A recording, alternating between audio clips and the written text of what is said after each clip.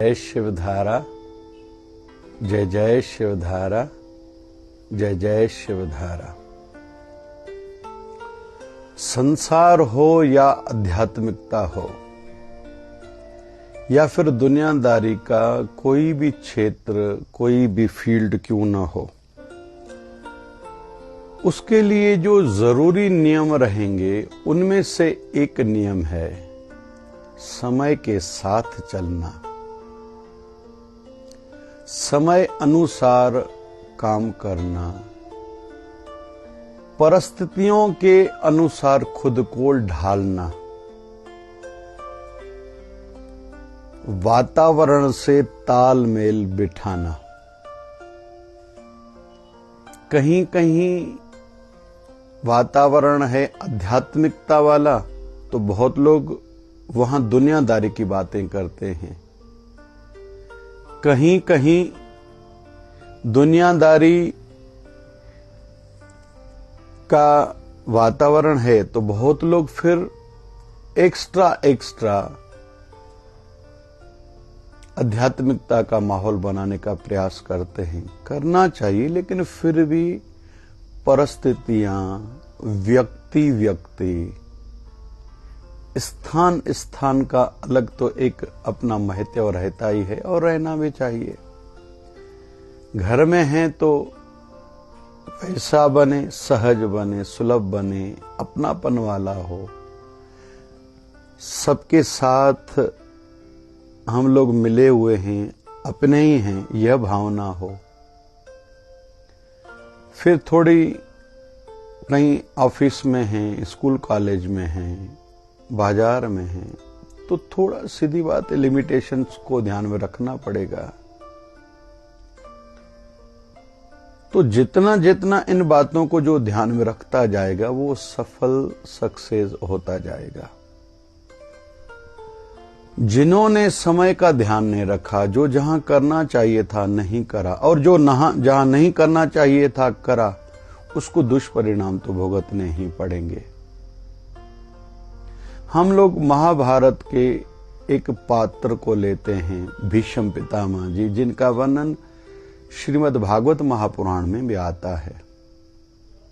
इच्छा मृत्युधारी है, जब चाहे तब प्राण छूटेंगे। साथ साथ में गंगा पुत्र हैं, गंगा पुत्र भी हैं, इच्छा मृत्युधारी है, पितामह हैं, त्यागमय जीवन है, भक्तिमय जीवन है। लेकिन फिर भी उनके शरीर को जब तीर लगे तो तीरों की सेजा पर इतने समय तक 56 दिनों तक क्यों पड़े रहे थे? एक बड़ा कारण जो मानते हैं, जब द्रौपदी की लज्जा लुट रही थी उस समय इन्होंने क्यों नहीं कहा था, बोला क्यों नहीं था, उसका दुष्परिणाम उनको भुगतना पड़ा था। ये एक मान्यता है। जब भगवान श्री कृष्ण महाभारत की युद्ध समापन के उपरांत कुछ दिनों के बाद जब जाना चाहते हैं द्वारका, तो पांचों पांडवों, छठवीं द्रौपदी, सातवीं मां कुंती को बुला के कहने लगे कि जिनको जो मांगना है मांगिए मुझसे। फिर उसके बाद कहते हैं मुझे चलना है भीष्म पितामह की ओर।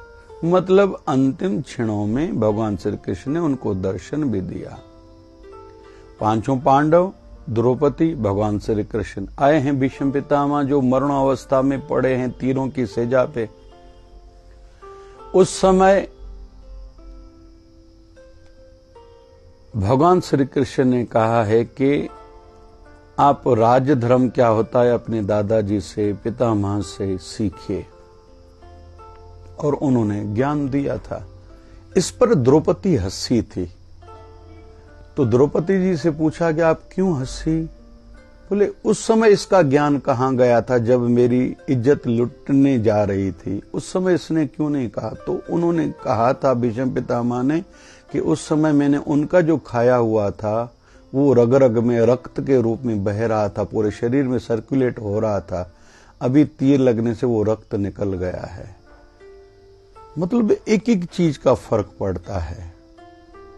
जिस समय बोलना चाहिए था उसने नहीं बोला तो उसके कारण उनको ये सजा भुगतनी पड़ी, और जो गलत लोगों का खाया था, अनीति का साथ दिया था, वो रक्त निकल गई तो अभी हृदय शुद्ध है।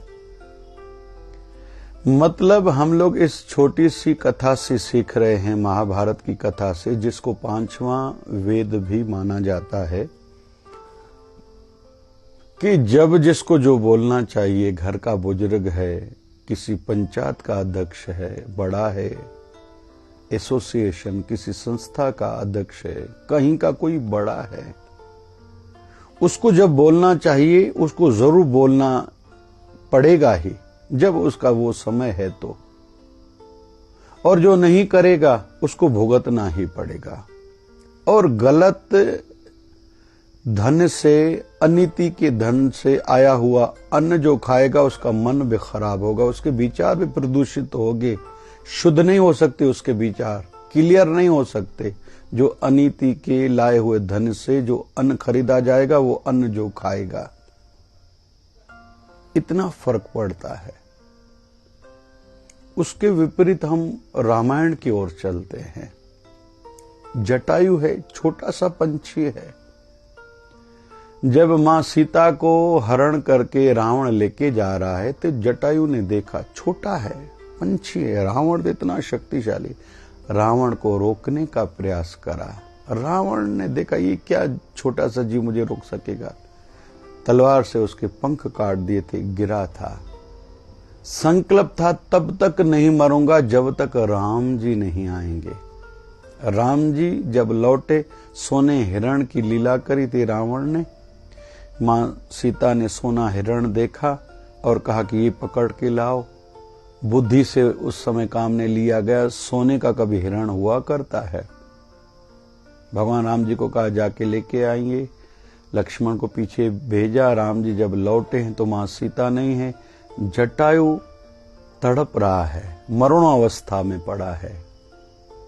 राम जी ने आके उठाया, पूरी बात कह सुनाई।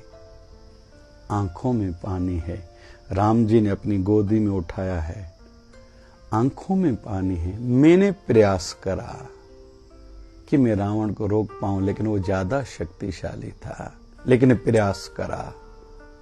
आंखों से पानी बह रहा है।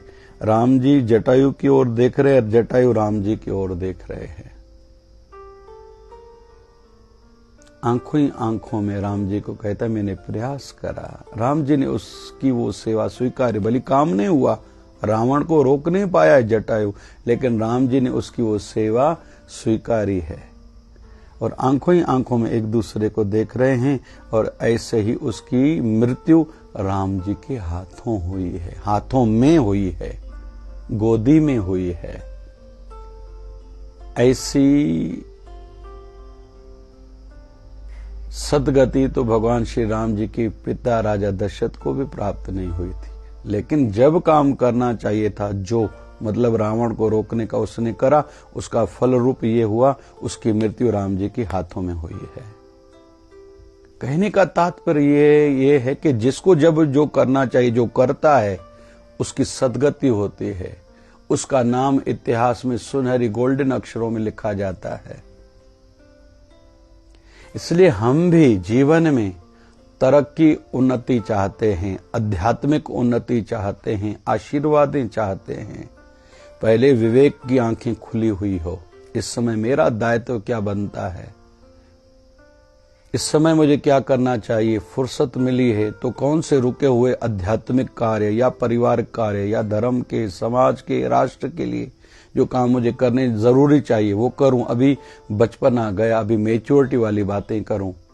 स्टूडेंट्स को मैं अक्सर कहता हूं, जब पढ़ाई शुरू हो नए स्टैंडर्ड की, उस समय आप पढ़ते जाओ, डिटेल में जाते जाओ। एग्जाम के दिनों में बहुत ज्यादा जो हार्ड है उसको छोड़ के बाकी सब पढ़ो, लेकिन छुट्टियों के दिनों में जो आपको नहीं समझ में आया था उसको फिर गहरे चिंतन से, पीस ऑफ माइंड से पढ़ो, और आगे वो जीवन में आपको काम आएगा। केवल रट्टा लगा के, नकल करके पढ़ाई की नहीं की, पास कर लिया, ये बड़ा विषय नहीं है, लेकिन जीवन के किसी न किसी मोड़ पर आपको कठिनाई होगी ही।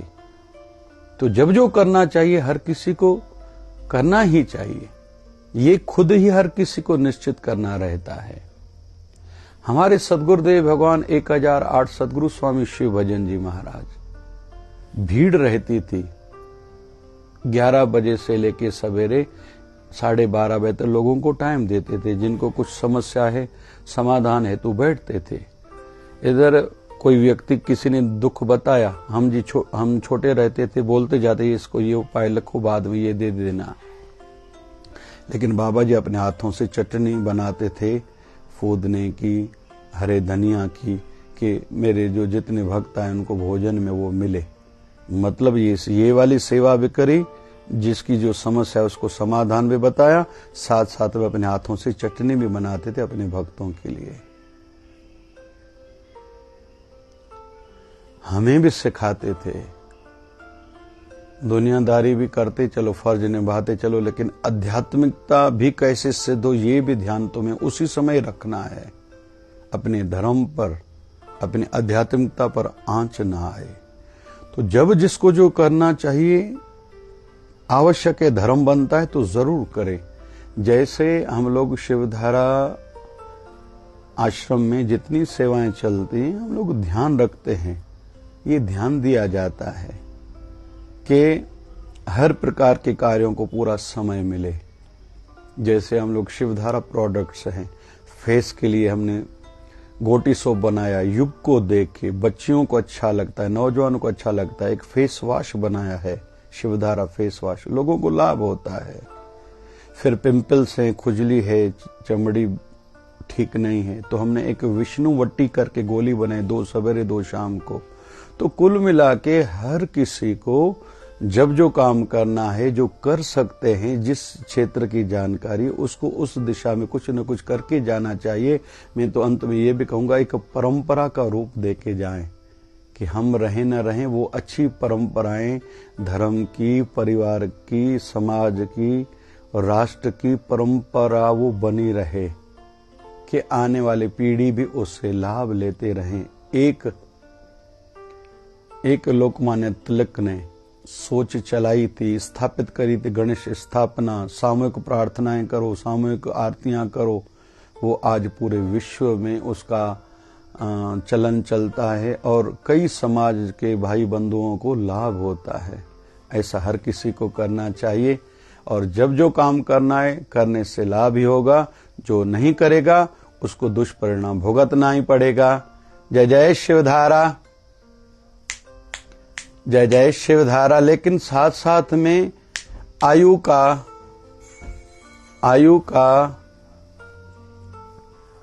परिस्थितियों का भी ध्यान हर किसी को रखना होगा और व्यक्ति का भी ध्यान रखना होगा, स्थान का भी ध्यान रखना होगा। जय जय शिवधारा।